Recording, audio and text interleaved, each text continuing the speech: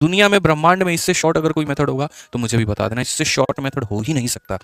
कहा गया एक पैसा है 4,000 रुपए का, उसको आपने 10% के मेरे भाई दर पर आपने ब्याज में दिया है, और वो भी कैसा दिया, कंपाउंडेड एनुअली दिया है। डिफरेंस बता दो मेरे भाई कंपाउंड इंटरेस्ट का तुमको, दूसरे साल का, सेकंड ईयर का और थर्ड ईयर का। भाई 2 साल और 3 साल का डिफरेंस नहीं पूछा है, नहीं पूछा है, मैं तुम्हें बता रहा हूं ये बात। तो यानी अगर हम बात करें सर तो 4,000 रुपए है, 10% का रेट है, सेकंड और थर्ड ईयर का बताना है। भाई मेरे यूट्यूब पर सर्च करोगे मुन्नी मेथड के नाम से, तो मुन्नी मेथड के नाम से मैंने इसको पढ़ा रखा है बहुत बढ़िया तरीके से। इसको बनाते कैसे हैं यहाँ पे, तो जैसे मानो तुम्हारे पास में पैसा दोस्त कितना है, 4,000 रुपया है तुम्हारे पास में, और रेट तुम्हारे पास में कितना है, 10% है। जिस 10% के मेरे भाई यहाँ पर फ्रैक्शन वैल्यू को 1/10 हम करते हैं।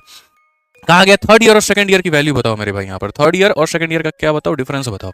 तो अगर हम देखें तो हम यहाँ पर क्या कहेंगे, सर पैसा है, इसके भी पाँव होते हैं, रुकता नहीं है, चलते रहता है, चलते रहता है। तो पहले हमें यहाँ पर क्या करना है, इस पैसे का ब्याज निकालना है।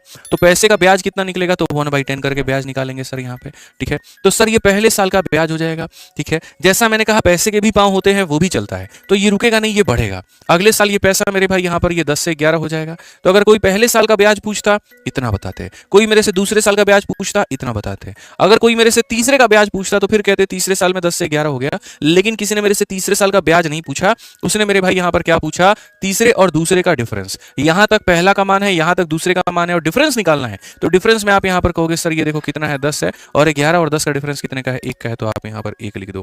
सर ये होता है हमारा डिफरेंस। 3 0 से तीनों जीरो खत्म, 11 × 4 = 44।